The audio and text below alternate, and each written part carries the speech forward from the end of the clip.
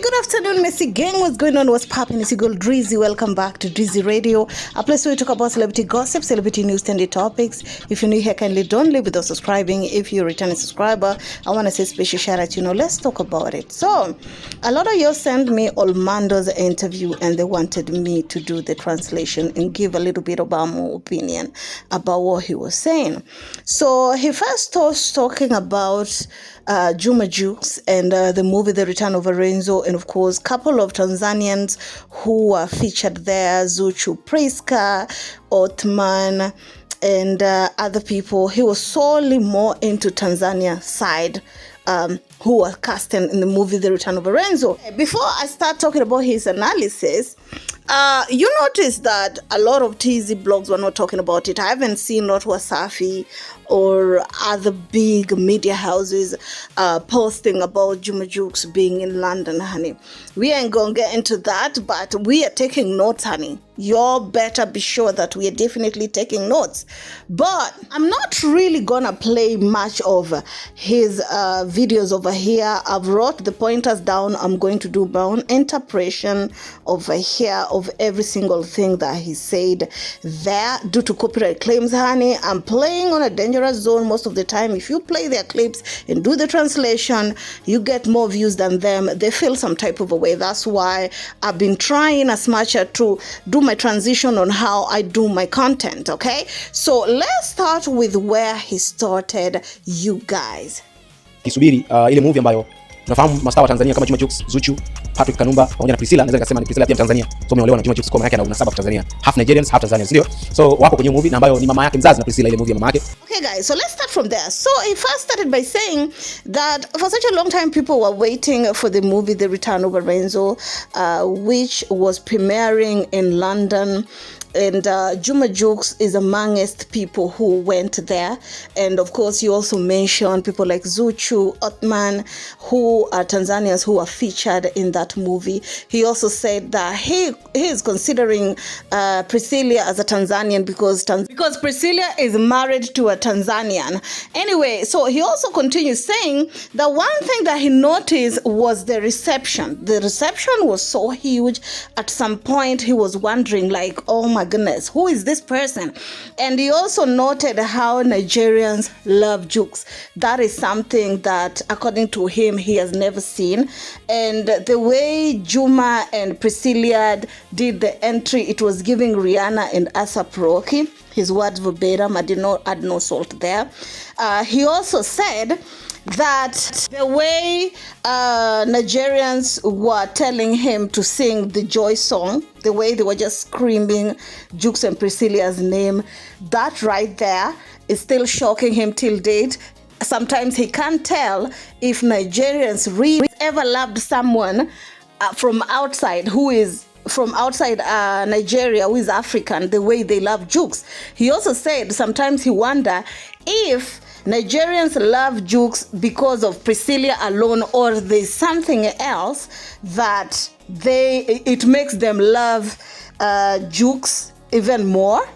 Guys, you have to bear with me. I'm doing my translation as I'm doing the video too. He also talked about Jukes venturing into movie and music all at the same time.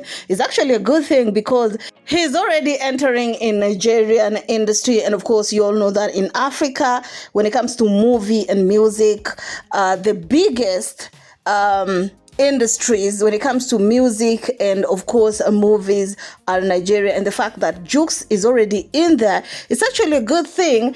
If sometimes he would be winning awards in music and of course in movies, I mean, he can become one of the biggest acts.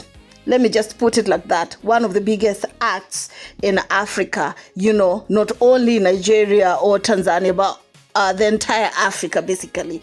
That is what Olmando was saying. Let's listen to a little bit of more of this. Please like the video kindly. Okay, let's continue. Let me get my drink, honey. Where? Anyway, so he also continues saying that Juma Jukes being featured on Lorenzo, not only him, but also other Tanzanians who were featured in the movie is actually a good thing. Especially, he started doing example with Jukes. He said that Jukes being featured on a movie, okay, might create another opportunity for him in terms of bagging even more fan base, okay? It's more like introducing himself on a broader fan base. Like, for example, right now, the way he's in the UK helping with the promotion, there are people who are starting to like him, and they probably follow him and even support his music, right? He also said, gave example, people like Aisha Speed, the fact that he's not staying on one industry, like on one sector, right? He's not standing on one place. He's trying as much as to insert himself on different industries or on different places so that he can get people from these different places. He also said, gave example with someone like, say, Tupac. He said that Tupac was a big musician, and people are still talking about it, not only when it comes to music, but also in the movie, because he knew that venturing into a movie, it's something that is good for him, and it's definitely introducing him to the other audience. Of course, you all have seen Diamond also doing the same. On the interviews, Diamond talked about how he's supposed to be featured in a movie in America. I remember him saying that. He also talked about how being featured on Netflix series, you know, because at first people were criticizing him, saying things like, how can he, go do like a reality show? Is he now like a socialite or something? And Diamond said that him getting in this space is actually introducing him to new people that couldn't have reached him, considering the language barrier and the type of music that he does. So by people getting to know him, people finding out that he's actually an artist is what has really helped him. Anyway, let's continue. He also added how Tanzanians think that their artists are big. And I remember him giving his ordeal in South Africa when he was trying to get South Africans to play Tanzanian music, and they were saying that, they are not vibing to it. He also said that Tanzanians are not really known outside the Tanzanian shows. You know what I'm saying? And in order for them to introduce themselves to a different audience, they need to insert themselves in those audience. You know what I'm saying? Because music haven't successfully allowed them to be introduced up there. So opportunities like this, for example, also Zuchu being in this movie, will definitely introduce him to another audience that he probably could not have reached if only he had stuck on music alone. Okay? Anyway, let's continue. Hey! God damn it, let me adjust myself. He also said he recalled going to South Africa and, of course, asking people about Diamond Platnumz and what they know about Diamond. And a lot of people that he tried to interview, they don't really know Diamond as an artist. Despite Diamond having 2 smash hits here in East Africa, but when you go to South Africa, nobody knows them. Diamond have a song with that Kashot guy. What was the guy who died on stage? I forgot his name. Diamond also had a song with that stud from South Africa, the song called Shoe, right?